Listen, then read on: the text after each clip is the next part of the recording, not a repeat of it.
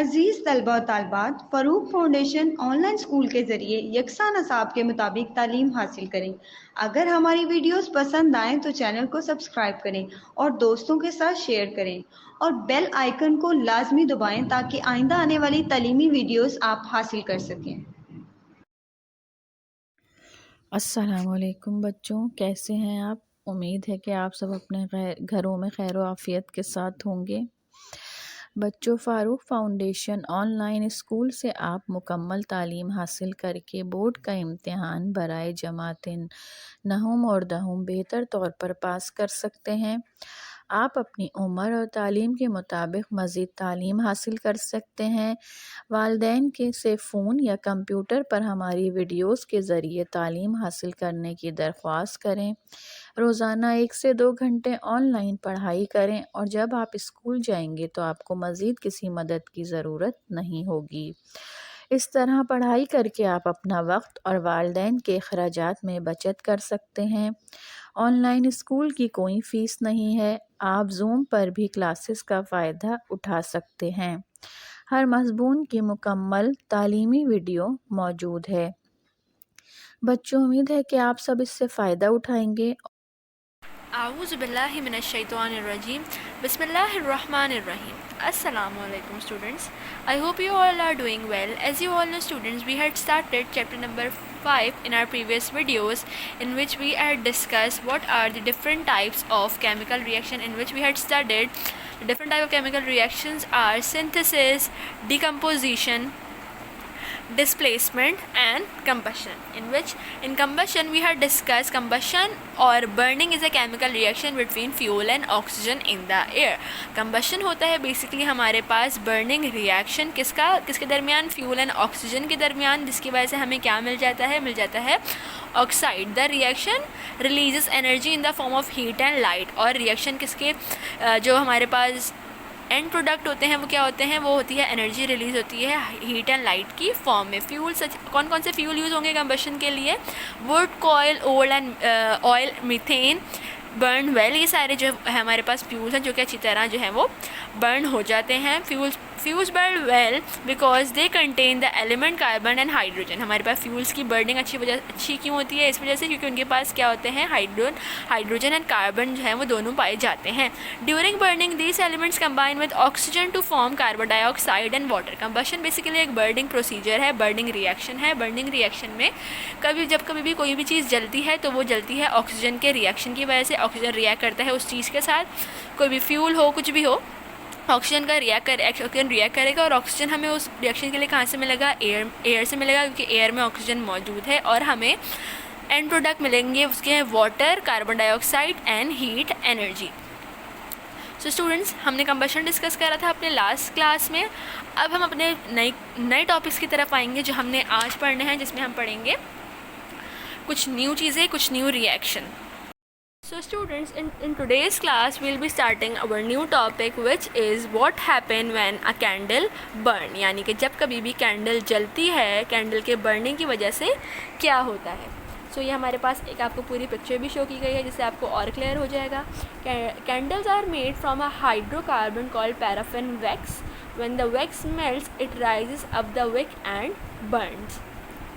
The diagram shows a lighted candle standing in a beaker of water. When a test tube is put over the candle flame goes out and the water level rises inside the test tube.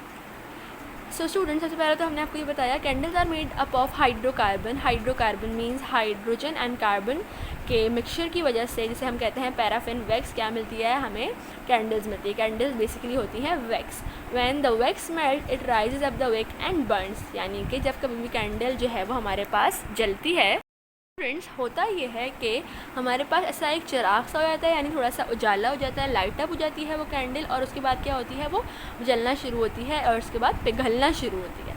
The diagram show the lighted candle. ये हमारे पास diagram में show हो रही है आपको एक lighted candle, जली हुई कैंडल जो कि स्टैंड हुई हुई है। कहाँ पे जो है, standing in a beaker of water. एक बीकर है, इसको हम कहते हैं बीकर, जिसमें कैंडल खड़ी हुई है और उसमें क्या है, हमारे पास वाटर है।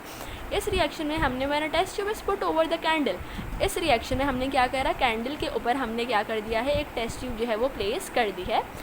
The candle flame goes out and the water level rises inside the test tube. Test tube रखते ही हमारे पास क्या हो जाएगी, कैंडल जो है वो फ़ौरन से बुझ जाएगी। The test tube cuts off and the candles air supply.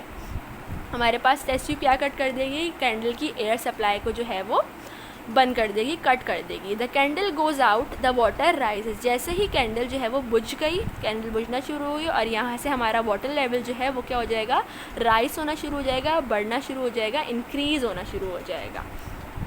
This suggested that the candle needs one of the gases in the air to burn. यानी कि कैंडल को जलने के लिए क्या चाहिए, गैसेस चाहिए, कोई भी एक, किसमें से, हवा में से। यानी कि हवा में से कोई एक ऐसी गैस है जो कि चाहिए कैंडल को बर्न करने के लिए। It goes out when this gas is use up. अब जैसे ही हम लोग ये गैस यूज़ करेंगे, ये क्या हो जाएगी, इट गोज़ आउट, वो फ़ौरन से बुझ जाएगी। This gas is of course oxygen. ये गैस कौन सी है, ये गैस है oxygen. The candle uses up oxygen from the air to form water and carbon dioxide. Candle use कर रही है ऑक्सीजन किसके लिए, ताकि वो फॉर्म कर सके हमारे पास वाटर एंड कार्बन डाइऑक्साइड। अब हमें आपको वर्ड इक्वेशन में बताना है। The word equation for this chemical reaction is candle wax, paraffin, hydrocarbon है जो कि, प्लस ऑक्सीजन। हमें क्या दे रही है बनाकर, एंड रिजल्ट क्या है, प्रोडक्ट हमारे पास एंड प्रोडक्ट क्या है, वो है water and carbon dioxide. Candle wax और ऑक्सीजन के मिक्सचर की वजह से हमें जो प्रोडक्ट मिलता है वो है water and carbon dioxide.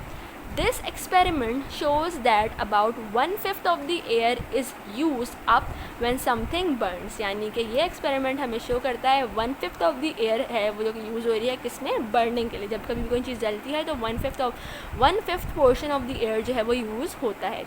This is because about 1/5 of the air is oxygen. इसी की वजह से 1/5 पार्ट हमारा जो है वो कौन सा है, ऑक्सीजन का है। एयर में कौन सा पार्ट है, ऑक्सीजन का पार्ट है।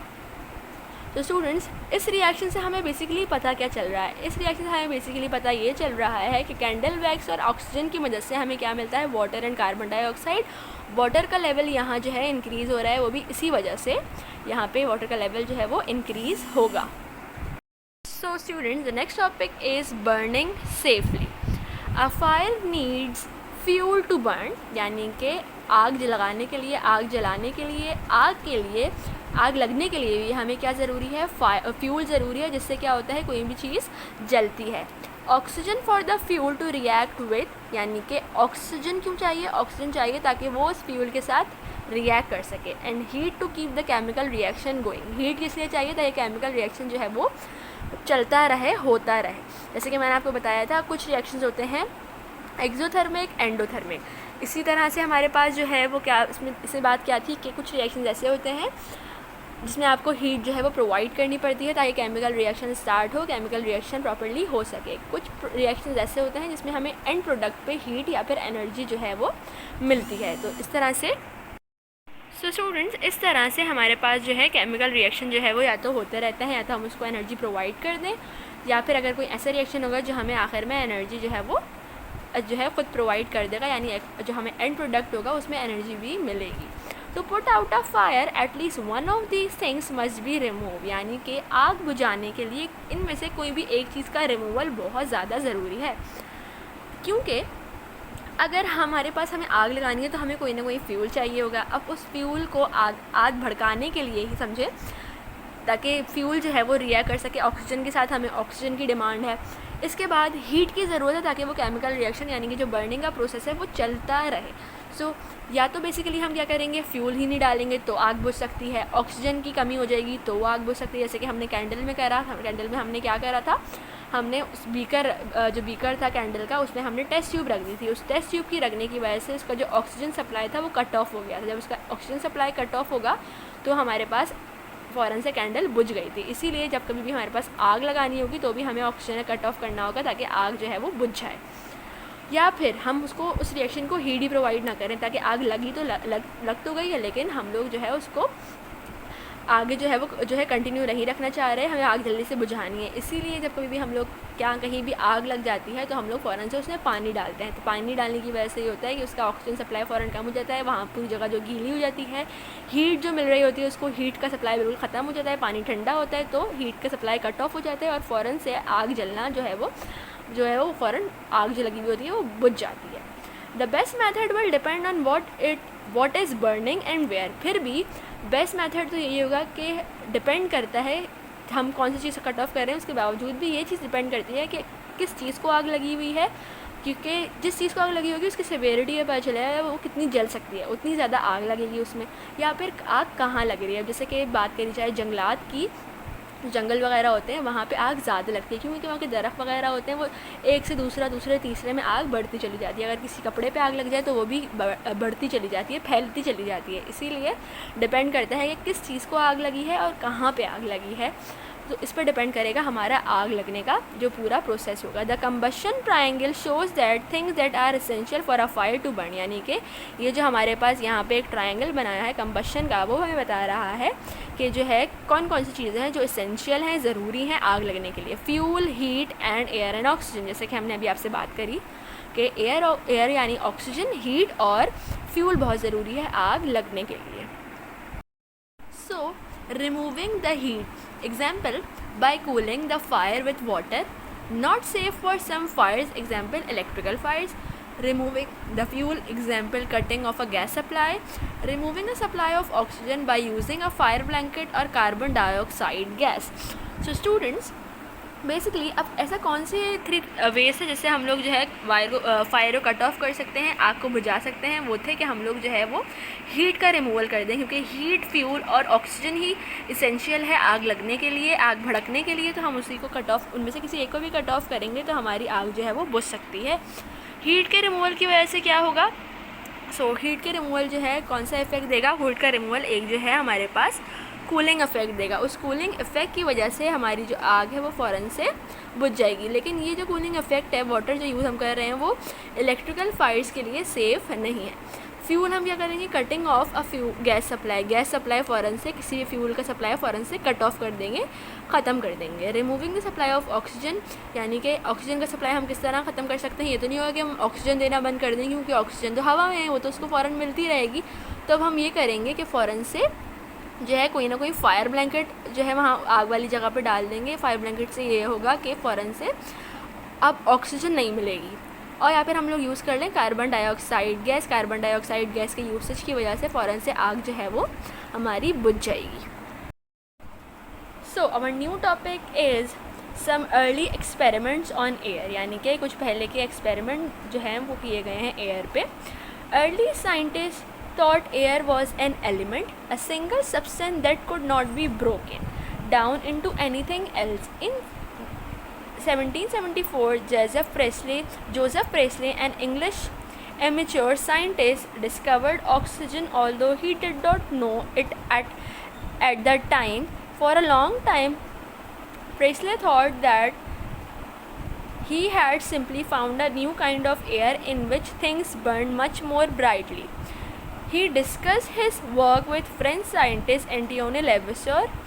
Lavoisier used the apparatus shown in the diagram. He heated mercury, which reacted with the oxygen in the bell jar to form mercury oxide. At the same time, 1/5 of the air in the jar was used up. So students, पहले के वक्तों में क्या हुआ था, एक scientist थे जिन्होंने क्या सोचा, उन्होंने सोचा कि air was an element, air एक एलिमेंट है, एक सिंगल सब्सटेंस है that could not be broken, जो कि हम तोड़ नहीं सकते किसी भी दूसरी चीज़ में, that can not be broken down into anything else. इसके बाद 1974 में जोसेफ प्रेस्ले एक साइंटिस्ट थे, इंग्लिश एमेच्योर साइंटिस्ट, उन्होंने क्या डिस्कवर करा, उन्होंने डिस्कवर करा ऑक्सीजन को। Although he did not know it at the time, यानी कि बेशक वो उसको उस वक्त इतना नहीं जानते थे ऑक्सीजन के बारे में।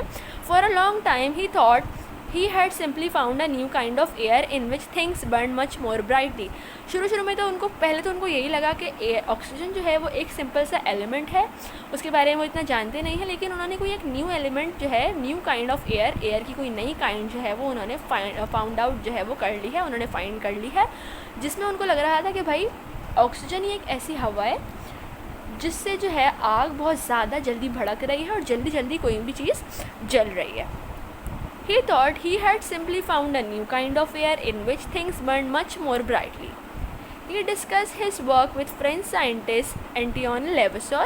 Lavoisier used the apparatus shown in the diagram. इन्होंने अब अपने दूसरे साइंटिस्ट से कोई किस पास जाकर या उनको ये सारा अपना काम जो है उनके साथ डिस्कस करा कि उन्हें लगा कि भाई एयर तो जो ऑक्सीजन है वो सिंपल एक एयर है न्यू तरह की, और उसमें जो है कोई भी चीज़ बहुत अच्छी तरह जल जाती है। अब उन्होंने जब अपना दूसरे साइंटिस्ट के साथ अपना वर्क जो है वो डिस्कस करा तो उन्होंने क्या करा, उन्होंने एक यूज़ करा एपरेटस।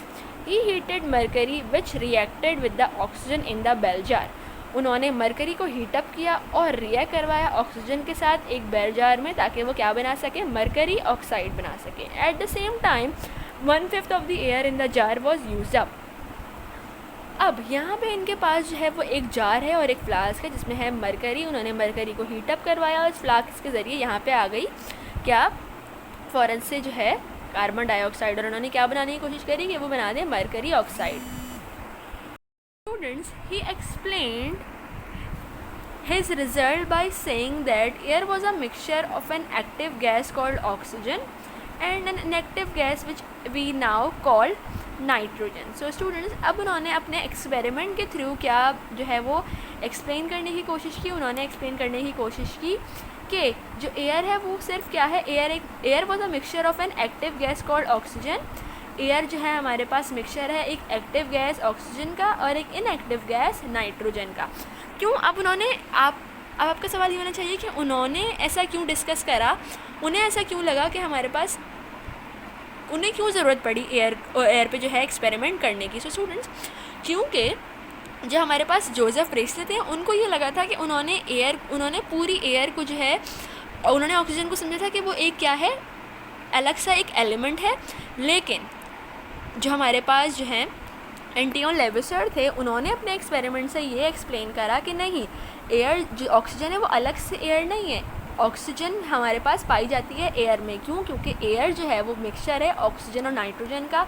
ऑक्सीजन जो है वो एक एक्टिव कंपाउंड है, एक्टिव गैस है, जबकि नाइट्रोजन जो है वो क्या है, वो एक इनएक्टिव गैस है हमारे पास।